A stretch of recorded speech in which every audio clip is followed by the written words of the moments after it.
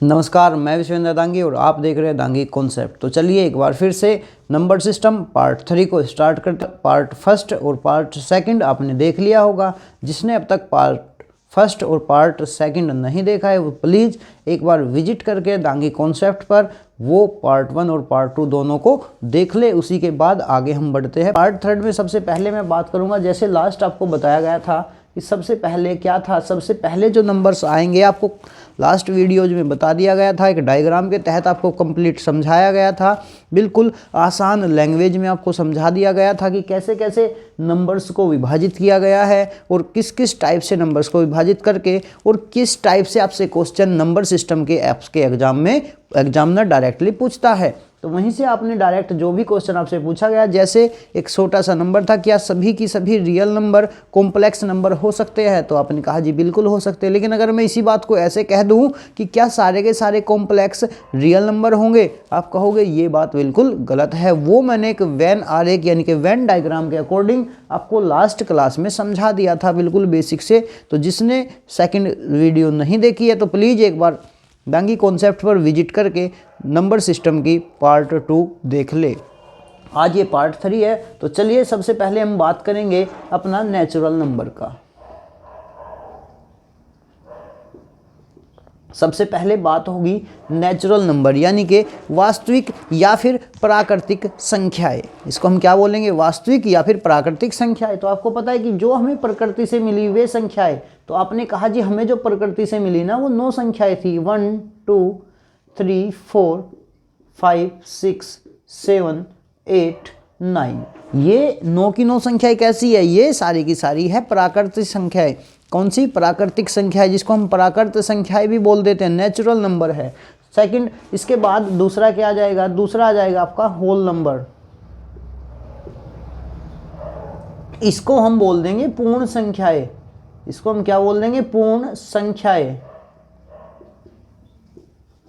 अगर मैं कहूं कि देखिए इसी में मैं 0 लगा दूं, 0 1 2 3 4 5 6 7 8 9, तो जैसे ही मैंने प्राकृत संख्याओं से पहले 0 का यूज किया, यानी कि जहाँ 0 भी आ जाएगी, जहाँ 0 भी आ जाएगी तो वो तुरंत कैसी बन जाएगी, वो बन जाएगी आपकी पूर्ण संख्या है। लेकिन अगर मैं यहाँ से 0 को हटा दूँ तो 1 से 9 तक ये कैसी संख्या होगी ये सारे के सारे नंबर्स होंगे आपके नेचुरल नंबर्स होंगे। लेकिन जैसे ही मैंने इसके साथ में 0 को ऐड किया, 0 को भी लिखा, तो 0 के लिखते ही बच्चे क्या बन गए, 0 के लिखते ही ये बन गए आपकी पूर्ण संख्याएं। क्या बात समझ पाए। देखिए बड़े धैर्य के साथ, जैसे हमने क्लास फर्स्ट को किया था, उसके बाद क्लास सेकंड किया था, तो ऐसे ही बड़े धैर्य के साथ इस पार्ट 3 को भी हम कंप्लीट कर लेंगे। जो हर एक पॉइंट आपसे पूछा जाएगा उसे बिल्कुल बेसिक से बता के हम यहाँ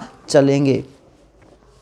पहला क्या हुआ आपका नेचुरल नंबर यानी कि प्राकृतिक संख्या है। दूसरा क्या हुआ आपका होल नंबर यानी कि पूर्ण संख्या है। प्राकृतिक संख्याएं क्या थी, 1 से 9 तक जितने भी नंबर है वो प्राकृतिक संख्याएं थे। और अगर मैं उसमें 0 को भी लगा देता हूँ तो 0 के लगाते ही वो क्या हो जाता है, वो बन जाता है बच्चे पूर्ण संख्या।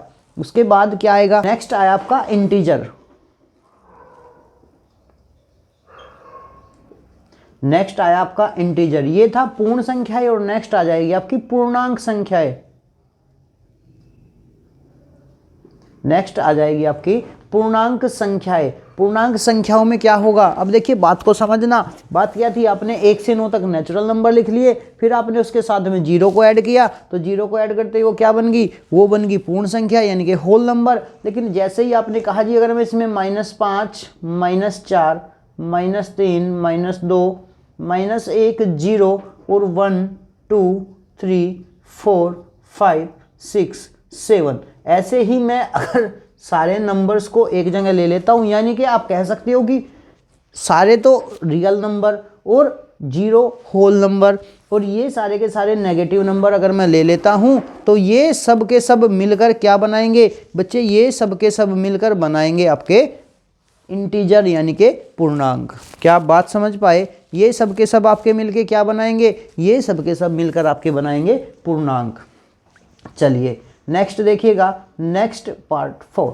नेक्स्ट 4 में क्या है, यहाँ तक आप बात समझ पाए होंगे, natural number, whole number, integer. और अब देखिए 4 में क्या आया, 4 में आपका आया रेशनल नंबर, रेशनल नंबर यानी कि आप इसको बोल सकते हो परिमेय संख्याएं, परिमेय संख्याएं आप इसको बोल सकते हो। अब ये रेशनल नंबर क्या होंगे, जो वो नंबर जिसको हम किस फॉर्म में लिख सकते हैं, पी बाई क्यू की फॉर्म में लिख सकते हैं, जिसको हम वो नंबर जिसको हम पी बाई क्यू की फॉर्म में लिख सकते हैं, वो सारे के सारे नंबर कैसे होंगे, वो सारे के सारे रेशनल नंबर होंगे, वो सारे के सारे परिमेय संख्याएं होगी। और जहाँ जो क्यू है वो इक्वल नहीं है जीरो के, Q R not equal zero, क्यों, जहाँ पे क्यों क्या होगा, जीरो के इक्वल नहीं होगा, क्यों को हम जीरो नहीं मान सकते। इसके अलावा 1 2 3 4 5 6 7 8 9 कुछ भी हो सकता है, आगे के नंबर्स भी। क्या बात समझ पाए। उसके बाद बात करेंगे हम इरेशनल नंबर की।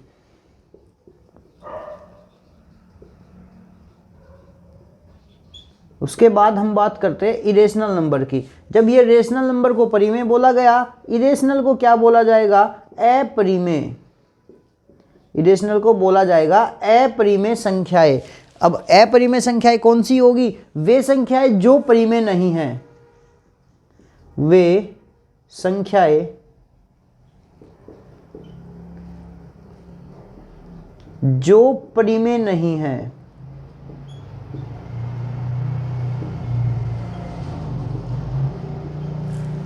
रेशनल नंबर क्या है, जो वे नंबर जिसको हम पी बाई क्यू की फॉर्म में लिख सकते हैं। और इरेशनल नंबर यानी कि अपरिमेय संख्याएं क्या है, वे संख्याएं जो परिमेय संख्याएं नहीं हो सकती। जैसे रूट वाले, अगर मैं इसके एग्जाम्पल लूँ तो इसका एग्जाम्पल क्या बन जाएगा, इसका एग्जाम्पल बन जाएगा आपका √2, √3, √7।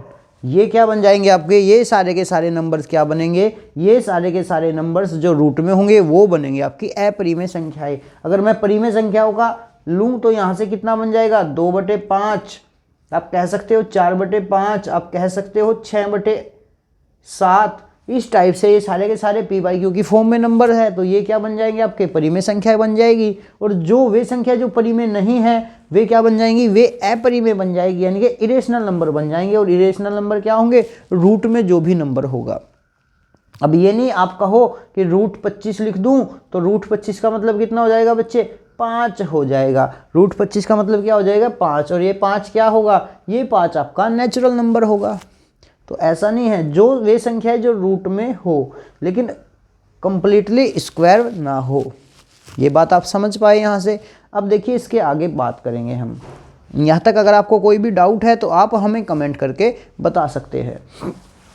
मैं एक बार फिर से इसको रिपीट कर देता हूँ। ये क्या बनेंगे, ये बनेंगे नेचुरल नंबर। नेचुरल नंबर 1 से 9 तक होंगे। और जैसे ही मैं इसके सामने क्या जीरो को भी इसमें सम्मिलित कर लेता हूँ तो क्या बन जाएगा, पूर्णांक यानी कि होल नंबर बन जाएंगे। और अगर मैं माइनस को भी इसमें इंक्लूड कर लेता हूँ तो क्या बन जाएंगे, पूर्णांक बन जाएंगे यानी कि इंटीजर बन जाएंगे। और जैसे ही इंटीजर के बाद वे संख्या जो पी बाई क्यू की फॉर्म में होगी और जहाँ क्यू इक्वल नहीं है जीरो के, Q R not equal zero, तो वे सारे सारे नंबर क्या होंगे, परिमेय। उसके बाद क्या आ जाएगा आपका, उसके बाद आ जाएगा आपका अपरिमेय संख्याएं, यानी कि वे संख्याएं जो परिमेय नहीं है अपरिमेय होगी। जैसे √2, √3, √7। यहाँ तक अगर आपको कोई भी डाउट है तो आप हमें कमेंट करके बता सकते हैं। अब चलते हैं हम कर रियल नंबर, वास्तविक संख्याएं। इसको हम क्या बोल देंगे, इसको बोल देंगे वास्तविक संख्याएं।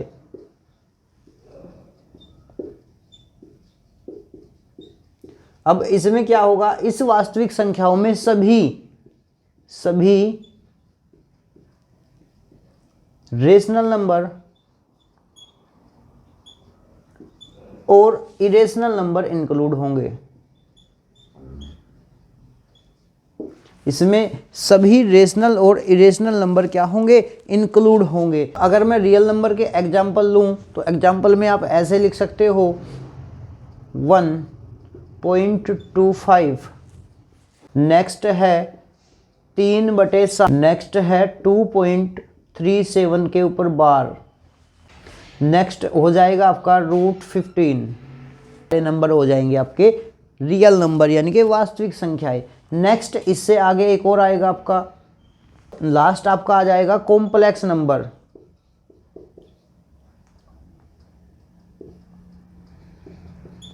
कॉम्प्लेक्स यानी कि सम्मिश्र,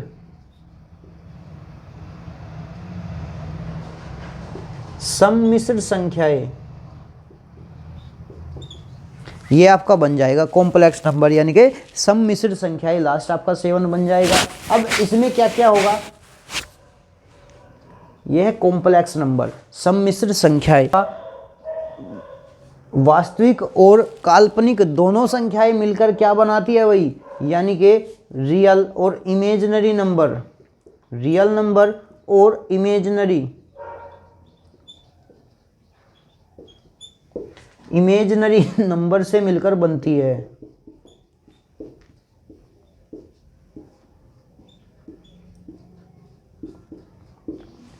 ये क्या है भाई जो ये कॉम्प्लेक्स नंबर है आपके, ये रियल नंबर यानी कि वास्तविक संख्याएं और इमेजिनरी नंबर से मिलकर बनती है। पहचान क्या है, ये नंबर आपको मिलेगा a प्लस आई बी के रूप में। किस रूप में मिलेगा, ये आपको जो कॉम्प्लेक्स नंबर होगा, सम्मिश्र संख्याएं होगी, वो आपको मिलेगी a प्लस आई बी के रूप में। क्या आप बात समझ पाए? यहाँ तक अगर आपको कोई भी डाउट है तो आप हमें कमेंट करके बता सकते हैं। चलिए, नंबर, फिर ऑल नंबर, फिर इंटीजर नंबर, उसके बाद क्या था रेशनल, उसके बाद इरेशनल, फिर रियल नंबर और फिर कॉम्प्लेक्स नंबर। अब मैंने लास्ट वीडियोस में यानी कि पार्ट 2 नंबर सिस्टम के पार्ट 2 में आपको समझाया था कि कौन कौन से नंबर रियल नंबर होंगे, कौन कौन से नंबर इमेजिनरी नंबर होंगे, कैसे कैसे क्या सारे के सारे जो ये यहाँ से कॉम्प्लेक्स नंबर है, ये सारे के सारे कॉम्प्लेक्स नंबर आपके रियल नंबर हो सकते हैं या रियल नंबर नहीं हो सकते।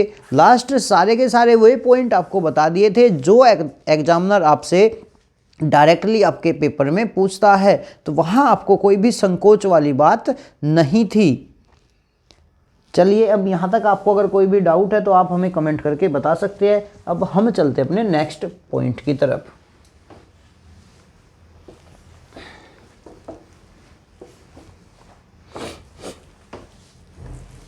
अब नेक्स्ट पॉइंट की, अब अगर मैं नेक्स्ट पॉइंट की बात करूं तो नेक्स्ट पॉइंट में आप यहां से देख सकते हो, अब आ जाएगा आपका फर्स्ट पे इवन नंबर यानी कि सम संख्याएं।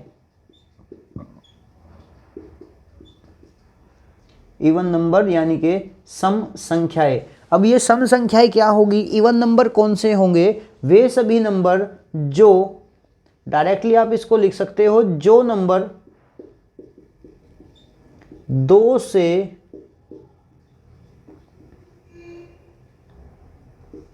पूर्णतः विभाजित हो।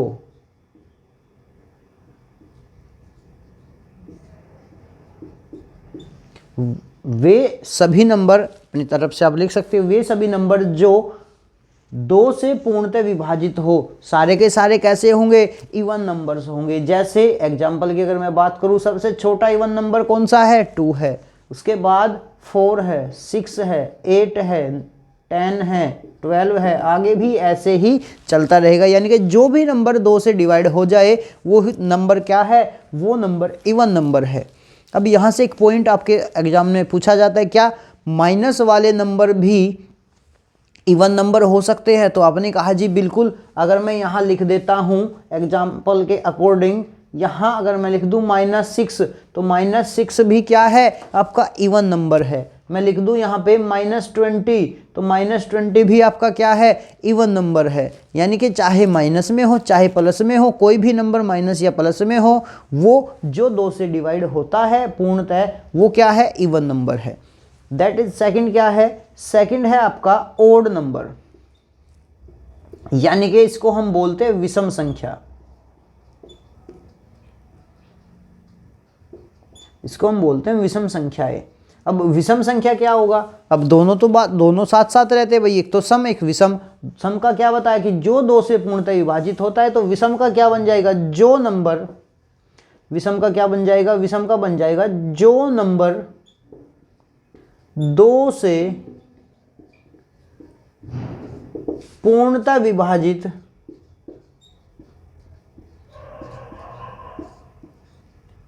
नहीं होता।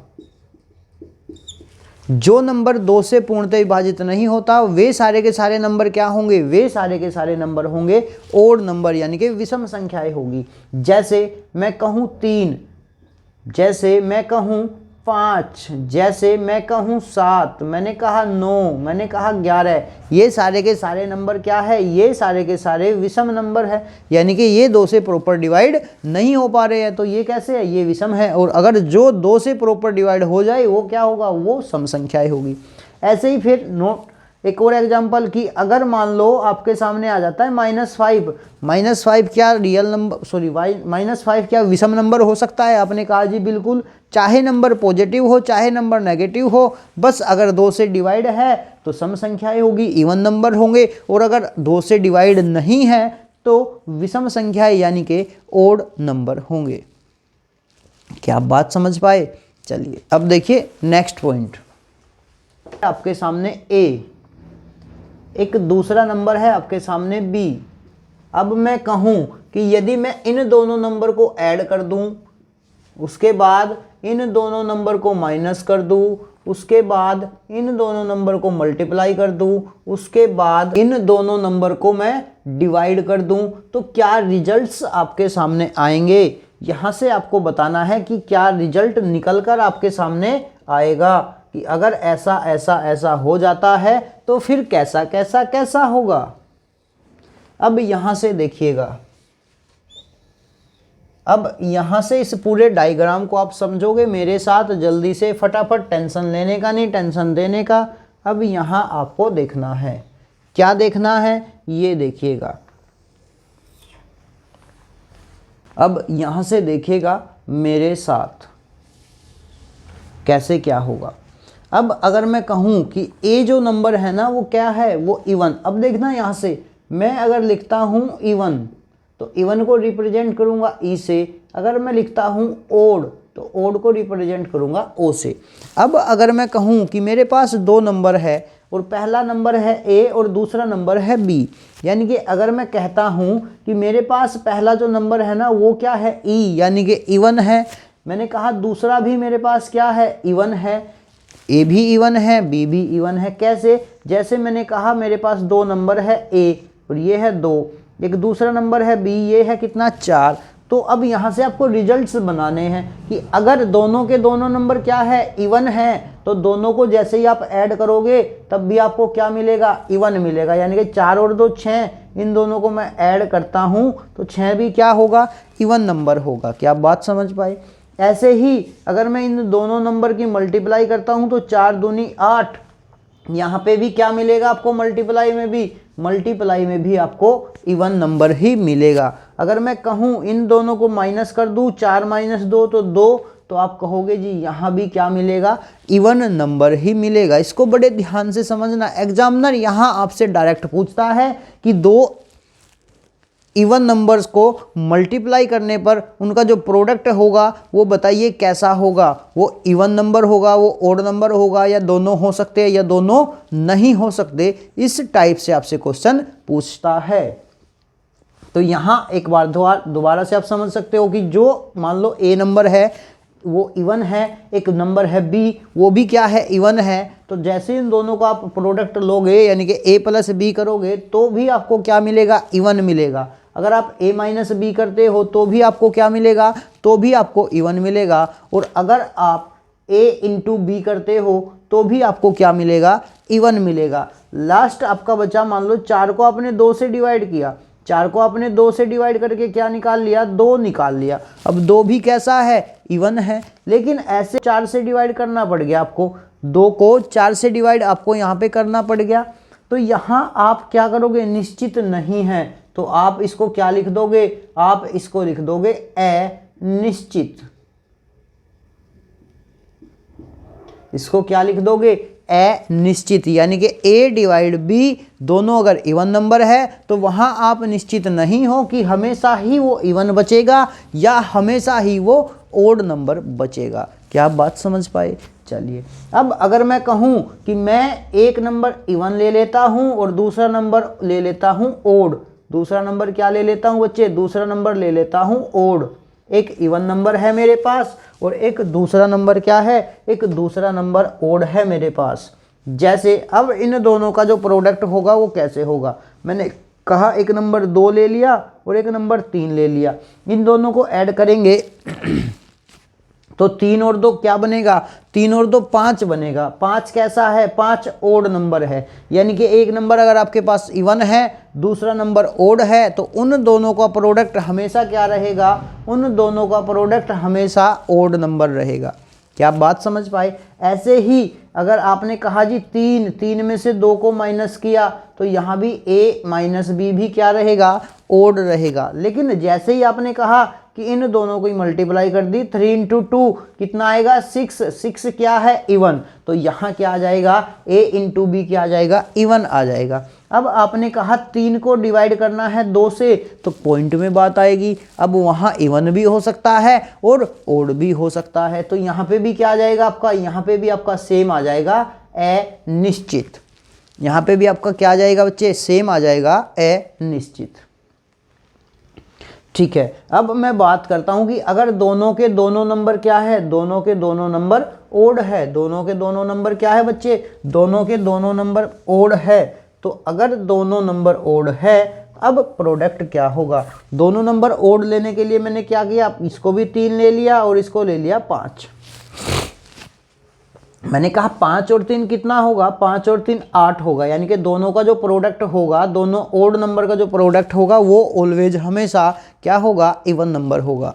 उसके बाद आपने कहा 5 में से 3 माइनस किए तो कितने बचे, 2, तो यहाँ पे 5 में से जो दोनों का आपका अंतर होगा, डिफरेंस होगा, वो भी क्या होगा, वो भी इवन होगा। आपने कहा 5 तिये 15, 5 तिये 15 कैसा है, ओड नंबर है, ये भी कैसा है, ओड नंबर है। और अगर आपने कहा जी मुझे डिवाइड करना है 5/3, तो यहाँ पे भी बच्चे क्या आ जाएगा, यहाँ पे भी आ जाएगा आपका अनिश्चित।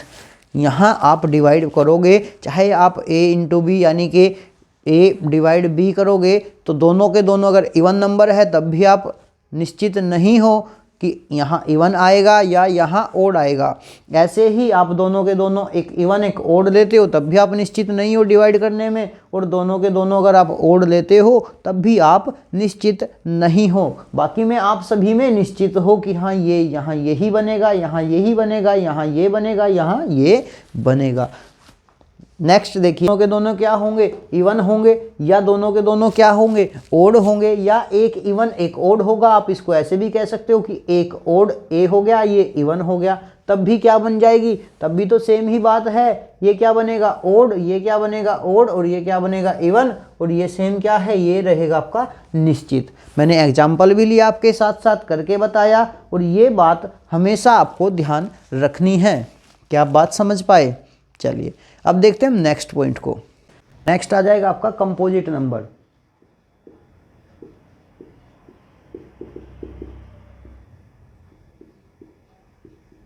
इसको हम बोलते हैं भाज्य संख्या। अब इसकी पहचान क्या है, इसकी पहचान आप लिख सकते हो कि वे नंबर, इसकी पहचान क्या है, इसकी पहचान आप लिख सकते हो कि वे नंबर्स जो एक और स्वयं के अलावा एक व जिनका एक व स्वयं के अलावा कोई और भी नंबर से, एक व स्वयं के अलावा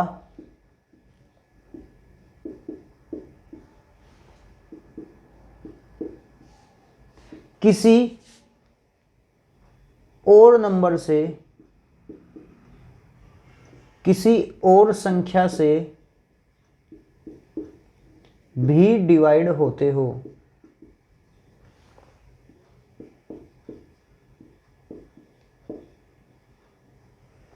किसी और नंबर से भी डिवाइड होते हो, यानी कि जैसे अगर मैं एग्जाम्पल की बात करूं तो एग्जाम्पल क्या आ जाएगा, एग्जाम्पल आ जाएगा जैसे 4, 8, 12, 16।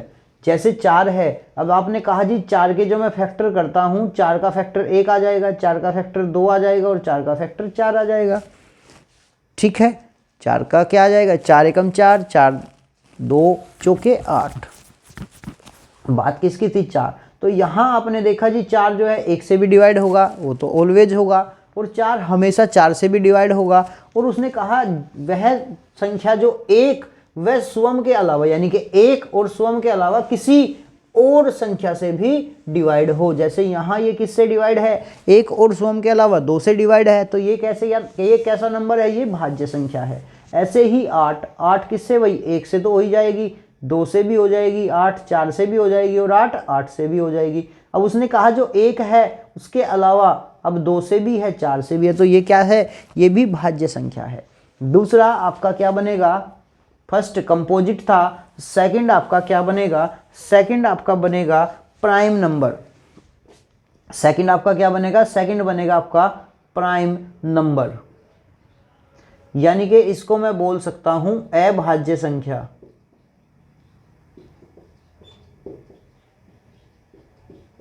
सेकंड आपका बनेगा प्राइम यानी कि अभाज्य संख्या। इसकी पहचान क्या है, इसकी पहचान है जो संख्या 1 व स्वयं के अलावा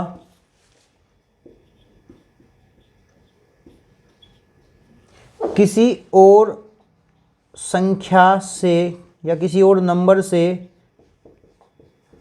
डिवाइड न हो, किसी और संख्या से डिवाइड न हो। जैसे एग्जाम्पल है आपका 2। ये बहुत बार आपसे एग्जाम में पूछा गया कि बताइए सबसे छोटा प्राइम नंबर क्या है, तो सबसे छोटा प्राइम नंबर क्या है, 2 है। यानी कि 2 किससे, 1 से भी कट जाएगा और 2 से भी कट जाएगा। भाई 1 तो 1 हो ही गया और 1 2 स्वयं हो गया कि 2 से कट रहा है। तो इसने कहा कि 1 व स्वयं के अलावा किसी और से डिवाइड न हो। तो बताओ आप 2 किसी और से डिवाइड है, आपने कहा जी नहीं है। आपने कहा 3 भी किससे, 1 से और 3 से डिवाइड है, तो ये भी क्या हो जाएगा, ये भी आपका अभाज्य संख्या हो जाएगी। तो सबसे छोटी अभाज्य संख्या ध्यान रखनी है 2। ये क्वेश्चन कई बार एग्जाम में डायरेक्टली रिपीट हुआ है। आपको 4 ऑप्शन दे दिए जाएंगे कि बताइए नीचे दिए गए ऑप्शनों में से सबसे छोटी अभाज्य संख्या क्या होगी, तो आप किसको बोल सकते हो, आप बोल सकते हो 2 को। क्या बात समझ पाए। तो देखिए आज वीडियो को रखते हैं यहीं तक, मिलेंगे हम आपसे एक और नेक्स्ट पार्ट में। वहाँ से आपके अपने डिटेल सॉल्यूशन करने हम स्टार्ट करेंगे क्वेश्चन के, जो भी क्वेश्चन आपसे एग्जाम में पूछे गए हैं। तो देखते रहिए आप दांगी कॉन्सेप्ट। मिलेंगे हम आपसे नेक्स्ट क्लास में।